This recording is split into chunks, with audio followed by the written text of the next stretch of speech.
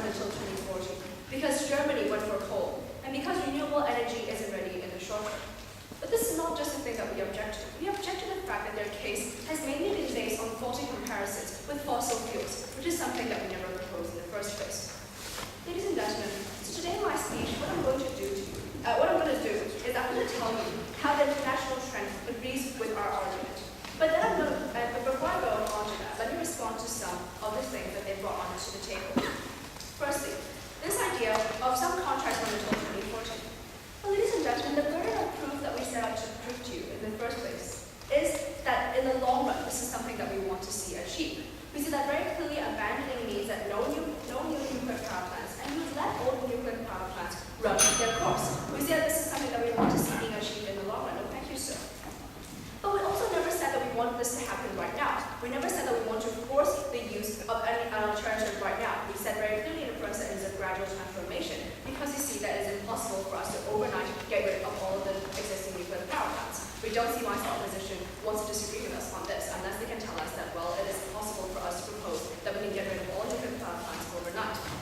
The second one, no thank you, sir. They said that, well, after Germany halted its nuclear production, they went for coal.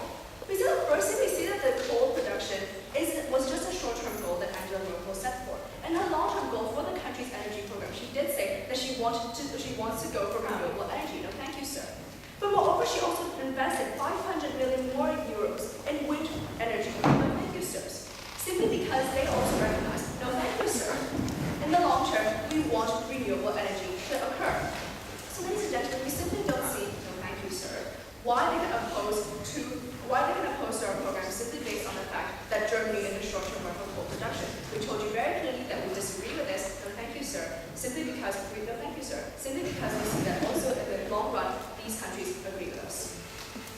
But finally, they gave us a lot of comparison. They gave us a lot of comparison on fossil fuels. But that's something that we never proposed.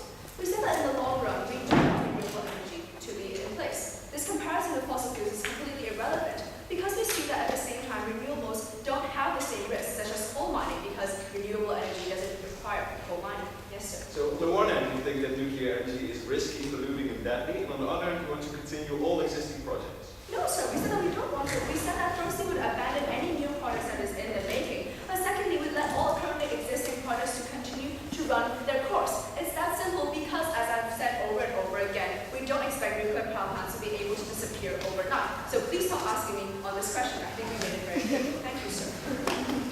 So moving to this idea of why international communities agree with us. Now that I've told you why the objections do not stand, as has already been covered by my first speaker. Moving on to this idea of the international community. Over the past few years, we've seen the entire international community condemning the use of nuclear energy. We see that no matter if it's in the developed world or in the developing world. It is because they agree with us that nuclear energy is not effective, it is too expensive, and it is too slow, which means that side opposition's claims about the benefits of nuclear energy isn't true. We see the international community telling us that this doesn't meet their energy demands, that it is too expensive, and that it is not effective enough. In the developed world, thank you, sir, especially in Europe, which used to be the largest component of nuclear energy, having a gradual shift away from the use of nuclear energy. We see countries like Denmark having the largest market for wind turbines. We see the EU Commissioner coming up and discouraging the use of nuclear energy. We see Spain leading the market on solar panels. We see that this shows us that a country that used to rely so much on nuclear power itself recognizes with experience that nuclear energy has not been all the benefits that side opposition claims it has been today. No, thank you, sir. But moreover, we look at this idea of the developing world, which is something that our opposition also brought up today. They conceded with us that the developing world has a huge explosion of energy demands. And we think that this is a very pertinent issue to today's debate. Because if we are able to show that nuclear energy is too expensive, that it's not fast enough to meet the energy demand, that is not applicable to the developing world, it means that if this cannot meet the demands and energy demands of the developing world, it means that the battlegrounds against climate change, which is mainly focused in the developing world, cannot be won. And we think that the battlegrounds has to be won in the developing world simply because they are the emerging nations. They are going through industrialization. They are the ones that we need to focus in terms of using green energy. And we think that nuclear energy isn't reaching there enough. Firstly, because it is expensive, unlike what they told us. We see that the average cost of building a nuclear power plant is $7 billion, as opposed to the use of solar panels, which is on average $200 per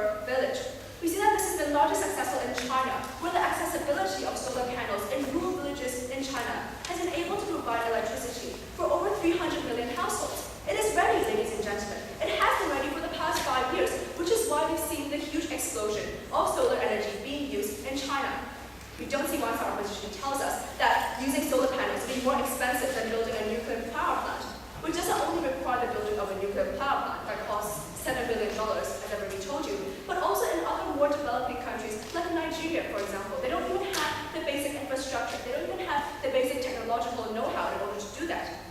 But we see that that's different with solar panels. Because of solar panels, you don't need a technician to be sitting there all day monitoring levels. You have solar panels that have been able to provide electricity for many households, not just in China. But you have charities taking the first step in order to provide solar panels for these rural villages because they see that it is such an easily accessible form of energy. No, thank you, sir. And we think that this shows exactly the reason why we don't support nuclear energy. It is not fast enough. The average testing time, no, thank you, sir, even with thorium reactors, as they've told us, even with fourth generation nuclear reactors, isn't fast enough. According to the IAEA, they said that any new nuclear power plant has to go through 7 years of testing. Ladies and gentlemen, that the battleground against climate change is going to be fought in the developing world. How can we afford to wait 7 years? Yes, sir.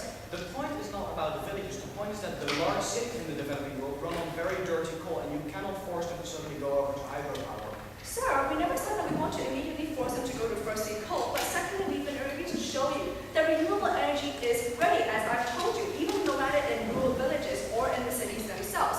We think that it is highly possible for renewable energy to be a viable alternative, as compared to, say, nuclear energy that needs 7 years to test, as compared to nuclear energy that costs both human lives and much more monetary costs that these cities themselves cannot afford in the first place. So, ladies and gentlemen, we've been able to tell you why the international community agrees with us. You have both the developed world and the developing world agree with us the fact that nuclear energy isn't ready to be used in either the developing world or that it is ready to be abandoned in the developed world because we see the huge explosion of the market for renewable energy. And moreover, we also see that renewable energy is ready, and it has been ready for the past few years, especially if you see the explosion of the use of solar energy in China, not just rural villages, but people in cities as well, who use solar panels that are of high technology, And so we see we don't agree at all to Site Opposition's objection. We see that they haven't been able to fully object with us on this idea of the safety of nuclear power plants. We've told you that it's very dangerous. They haven't been able to object to us on this idea of cost and accessibility, because accessibility is such an important issue in regards to meeting energy demands. And therefore, we are very proud to